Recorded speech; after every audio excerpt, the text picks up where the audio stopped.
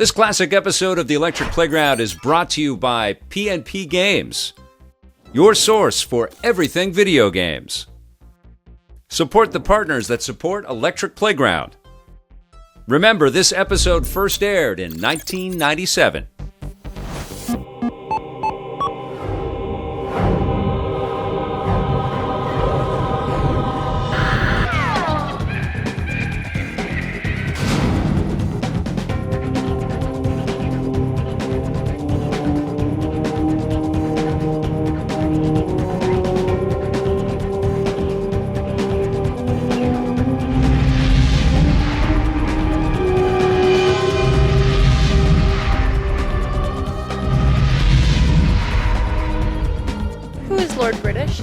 Lord British? I do not know. Who is it? Huh? Lord British? I have no idea. Who's Lord British? I don't know. Do you know?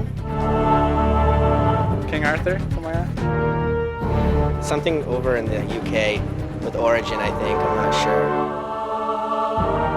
Who is Lord British? Huh?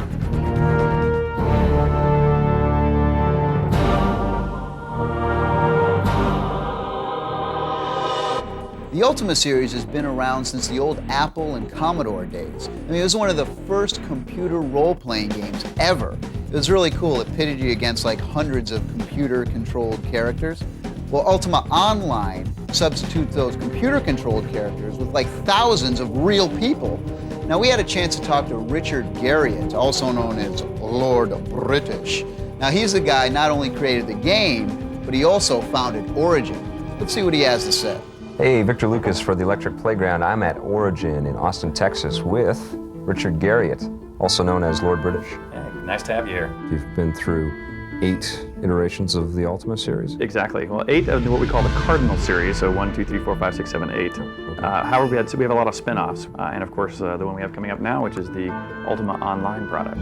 Only a traveler from the stars could release this world from Mondane's vile stranglehold. One of our biggest goals in creating this game was to give a truly diverse experience, almost to the level of whatever you can think of doing in the real world, you can do in our game. The majority of people play games play for the adventure, right? You know, to go out and get equipment and go fight monsters, collect treasure, become rich and powerful. However, everybody doesn't play for that reason. We have a guy in the game right now in the beta test who just sells fish steaks. You can go around and kill monsters if you like, if that's your thing. They've all been one-player games or solo-player games along the way. Up till now. Ultima Online is taking that and turning it on its ear and allowing... We should be able to allow 2,000 or 3,000 people to play simultaneously. What we decided upon was to locate our game servers at strategic locations across the internet to provide close access to people on a geographic level. Ultima 5 was the first time I believe I crafted a good story. 4 was very black and white. There were good guys and there were bad guys. And as long as you really were the good guy, you could win the game pretty easily. In Ultima 5, you had to pay close attention. There were not only good guys and bad guys, but there was a big gray area in between. Mm-hmm. And there were some times where you needed some of the bad guys to help you, and sometimes the people you thought would be good would turn against you. So a much more subtly told story. Sitting next to Rick and I is my pet Poochie. I can make Poochie attack. And notice he goes into a combat stance. If you go to a combat stance, your cursor turns a red. Now there's what's left of Poochie. One of our big concerns in a game like Ultima Online was to provide a satisfying experience to all players. And one of the things that might not be satisfying is, say, being pursued by people who are killing you over and over.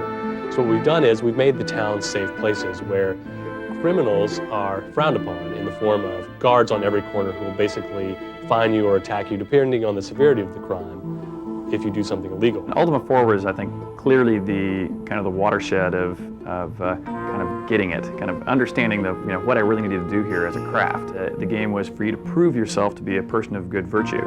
Whereas in most role-playing games and most of my competitors, the ethics of the player are usually ignored.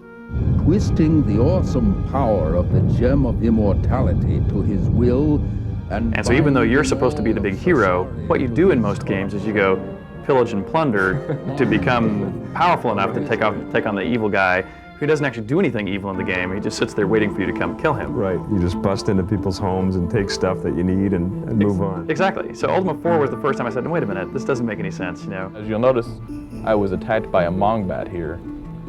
Now, one of the things you can do is open his corpse gump. Click on my sword here, and then click on him. I basically carved away some meat. Now you'll notice that the meat appeared in my backpack. I was able to actually use what I got from that corpse.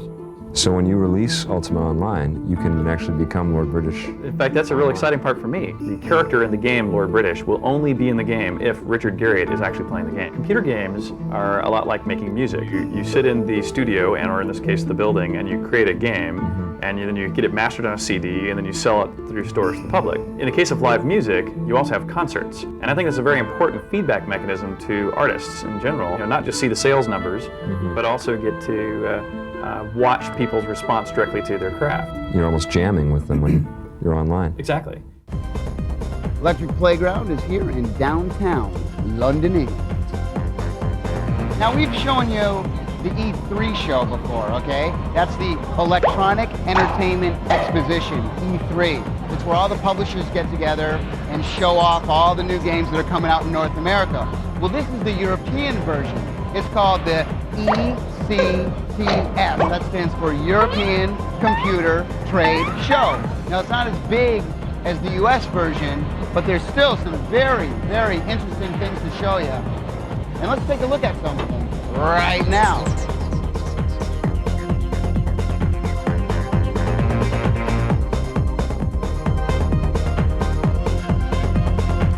We spent about 35 or 36 days in motion capture. We had Clay Kooiman, Preki, and Marc Dodd from the US national team. And we also used David Ginola from France. I've seen Shotzi in the studios, and you had the motion detection on you. Did you ever, and I saw some of those moves you were doing, were amazing.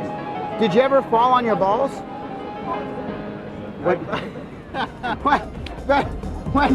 When you were doing... I fallen many times on my balls. Did you? Okay.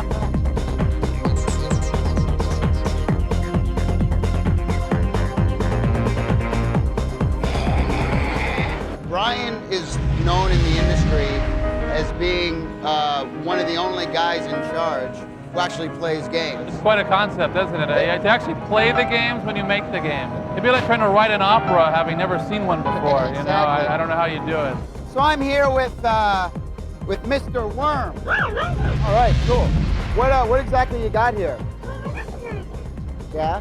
Does it work? What game are you from here? Worm. Oh, hey. I want to kick your... Oh, hey. Where exactly am I? I gotta go. This place is scaring me. Hey, if you're gonna play Wipeout XL, this is the way to do it. 5,000 featuring Wipeout XL. Everybody's got to get one of these in their house. Here we go.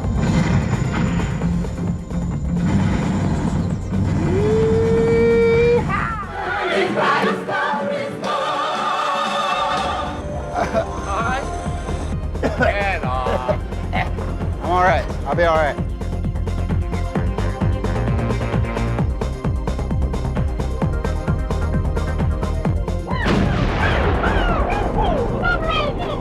Hey babies, you're listening to Rock EP. All games, all the time.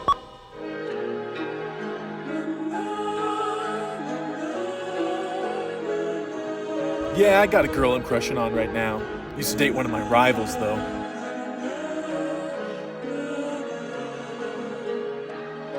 We just junction so well together, you know?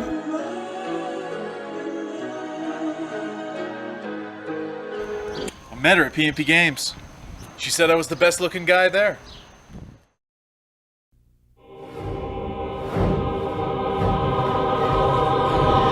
Finally, there's a football game for the Nintendo 64. It's called Quarterback Club, and it's being published by Acclaim. Vic 20, 2600, N64, hike! Now we're going deep into Texas to talk to Iguana, the developer of the game. Hi,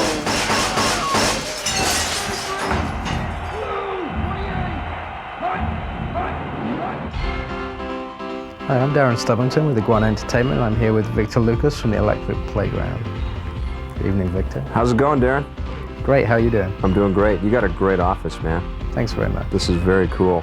When did Acclaim come in to purchase you guys? Acclaim came in at the start of 1995. And how big is the company now? The company now is almost 90 people.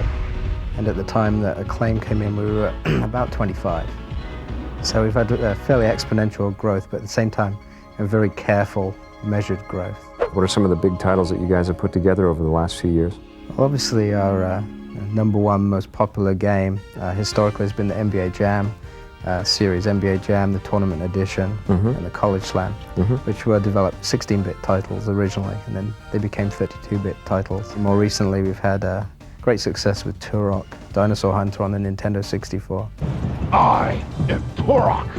Because the processor is so powerful on the Nintendo 64, we're able to create these complex 3D environments that are very, very realistic and far more detailed than any game like this has ever been in the past.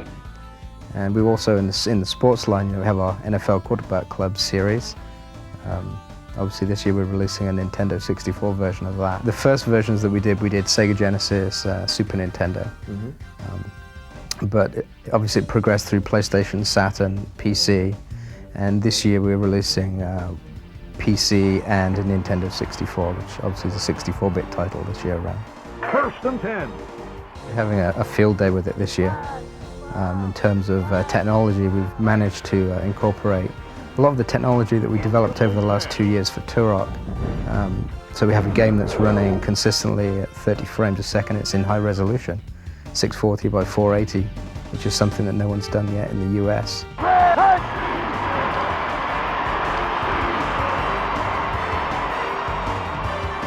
The NFL roster gives us access to player photos. So in the cartridge version of the game, we have hundreds and hundreds of player photos. In addition to that, we have Marv Albert commentary. He fumbles the ball. 89. Scoops up the loose ball. Which on a cartridge again is something that's a little bit unique. The overall final effect is to give you something that looks like you're watching TV. If you see it out of the corner of your eye, everything's motion captured using Acclaim's motion capture studios in New York. And that combined with the high detail polygonal players, it's really quite special to look at.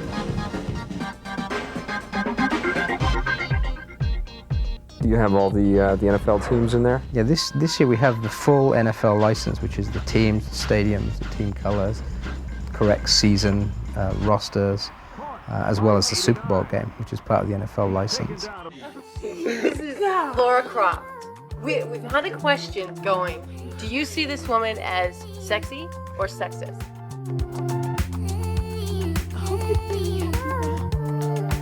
Just based on her image. Have a look. I think she's a babe. He would. Well, I mean, but it's a computer animated character, so I don't really try to get it. Who looks like that, really? You know what I mean?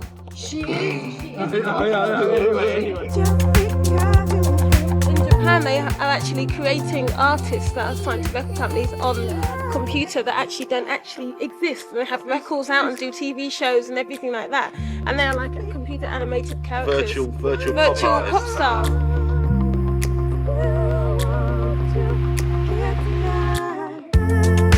I think it's fantastic. I don't care what anyone else says. That's my kind of girl. Couple of guns, ready. Anyway, if we were going to design our own game, I'd have one that everyone goes around and be nice to people all the time, because everyone kills everyone in games. I'd have people kind of run on the screen and someone come and go, "Hi, how are you doing? Would you like some flowers? Should we have lunch today?" Changing language in England anyway, and not in Canada but in England, and that's one of our complaints, you know. The fact that they don't how come to modern technology, because our record company in England actually has not updated our web thing or done anything to it in such a long time. It's absolute crap. Are you working on your next album? We're actually going to take a break. We've been on tour non-stop for 3.5 years. and we're gonna go on holiday and chill the out for a while and just. Are you allowed to swear on this television show?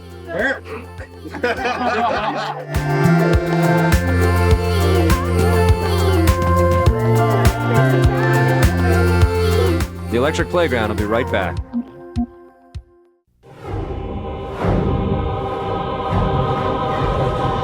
Recently, I hopped into the Tommy Tallarico studio speedboat and followed this map that I found on the internet. Here's where I ended up. Woo.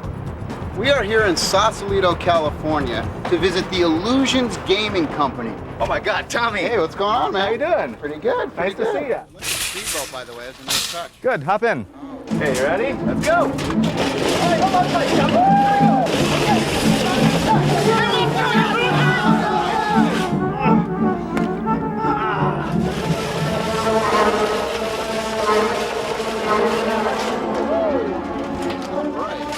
Darren, where'd you go? Hey, Tommy, what? Get out of the car. Welcome to Illusion. So, Darren, your current game is called Necessary Evil, and Heat.net is publishing it, producing it. What? Sega Soft is publishing it. Okay. It's going to be distributed exclusively, at least to start, on Heat.net. How did you guys hook up with Heat.net? They saw Duckman and they saw Blazing Dragons and really wanted to try to do a multiplayer graphic adventure game, combining some action and RPG elements, obviously for the multiplayer crowd. Hey, Vic, why don't you get these guys to show you the game? Yeah, let's go. Come on up. All right, let's go on in. Who's going to show the shot? I'll give you a show. Okay. Come on in. Tell me a little bit about the story behind Necessary Evil. Necessary Evil, we think, is a really great story. It's an original concept that we're working on together with the guys at Heat.net. It's a vampire game. It's 2 players, so we had to come up with 2 equal players. There couldn't just be one protagonist. So we've got a vampire and we've got a hunter. There's a lot of vampire mythos we can go back into. And so these are real powerful characters, but they can't fight it out. They can't have like a fighting game match when we have the special moves or whatever. It's a real deep story fight. So they have to fight through secondary characters and they have to influence the world and shape the other characters that are in this plot and ultimately achieve victory by being a better manipulator of others, these other secondary characters, in this big world that we're putting together. I got started about 9 years ago. I had a big goal in life, and that was to drop out of college. So I had to look at what I could do. Right. And, I definitely knew bagging groceries, as I was doing then, wasn't a career path. Right. So I got involved in graphics and game design. I was a combat briefer and a mission planner for the whole F-14 squadron, so it was a lot of fun. What's your job like when you do something like that? What do you actually do?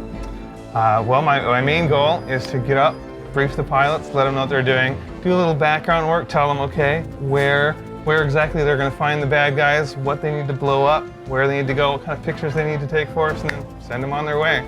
Did you find there was a lot of synergy working in the military and then also working on video games at the same time? There really is, and the military is very advanced in their simulations, and that's what it's all about, is building these big scenarios of what is it going to look like, what is the terrain going to look like, and you see a lot of terrain in games. What are the enemies going to look like? How are they going to fly? What are the real technical details of that? I remember that MC Kids ad. There was an ad of you with the mohawk. And it was like an ad for the game. Yeah, actually, if you look at that ad close, the sweat is dripping up my face. Because up your face? Upside down on the Virgin sign, and they flip the print. That really carries over well to video games. You know, seeing a simulation, seeing how all the pieces work together visually to show, show something off. So you were actually in combat. Did it affect you in any way? Some of the stuff that was going on? Except for the twitches. Remember that other time I hauled snow back for Christmas from the mountains to Virgin? That was hilarious. It was like in it was California, and it was like middle snow. of winter. And I thought they were gonna fire you. Stuart was. Hey, now what is with this Tommy emblazoned all over your body here? You have it on your shirt, you have it on your shorts. I mean, what is with that? Hey, check this out. Oh, Tommy, you're so vain. You probably have it sewn into your underwear, too. Well, if I know you right. Actually. Oh, for hey, get the hell off my phone. I knew I was gonna get wet in this segment. Freaking cold. I think we lost the chair.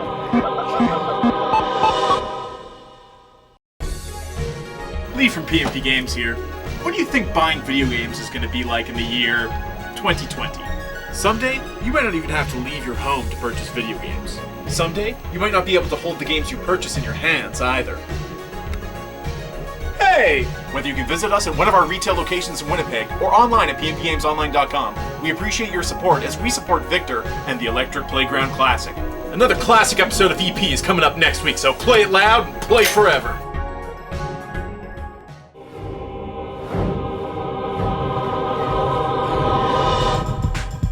Today on the Sabbatical Question of the Week, George Breck of Peterborough, Ontario asks, why are European developers producing such great games? Europe, everybody wanted a keyboard. You had to have a keyboard. Commodore 64, the VIC-20, the Amstrad, the Sinclair, they all had a keyboard, every single one. And then some people started to look at the Apple, but I mean, I didn't know anybody who owned one. Really? But again, with the keyboard. So we were all programming while you were all getting high scores, because you were sitting playing your Ataris. And so I think that's why today you see so many British people or so many French people that have had such a head start on the Americans. EP wants your questions. You'll find us on the web at ep.simpatico.ca. I'll be in on Monday to answer them, and I'll be pretty tired.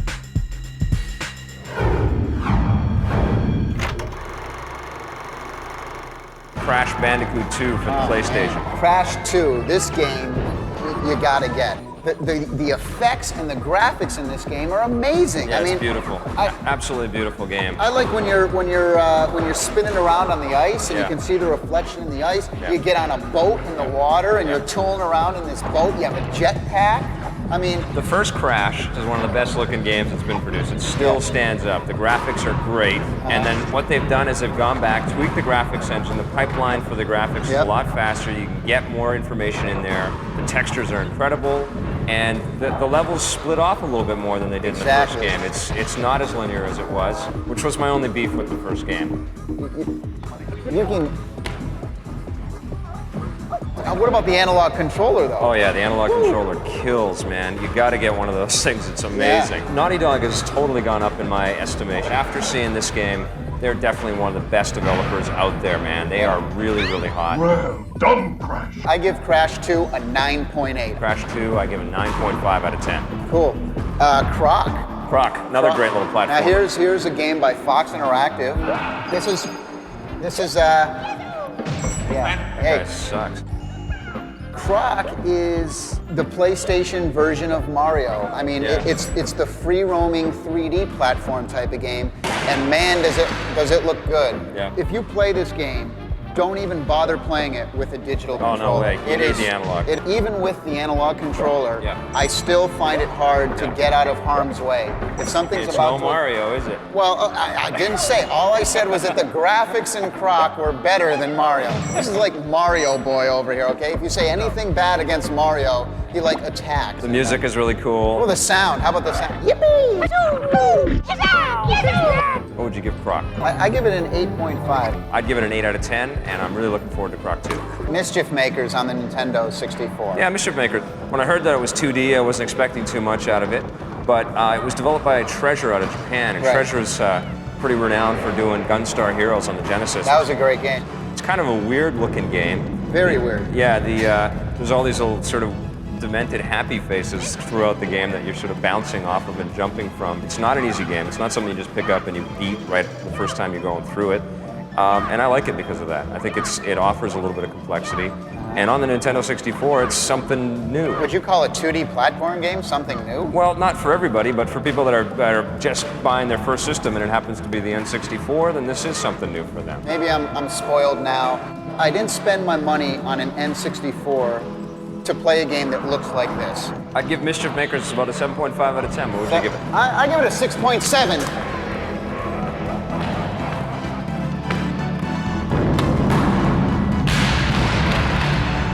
I kind of prefer Pong. Thanks for watching The Electric Playground, and make sure you tune in next week to the #1 video game TV show ever, of all time, in the entire planet, in the entire galaxy. Production assistance for the Electric Playground was provided by Nintendo of Canada and Heat.net. Damn! Oh, the chair's gone. Wait, no, the chair's crazy, man. I hope you guys got that, because I'm not doing that again. Take two? Is it? Do I take two? Look, the hair. Notice how the hair is still intact.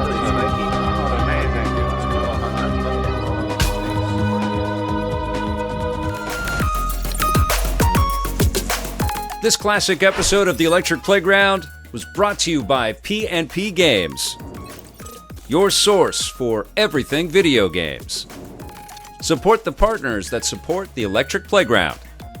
Thanks for watching, and play forever.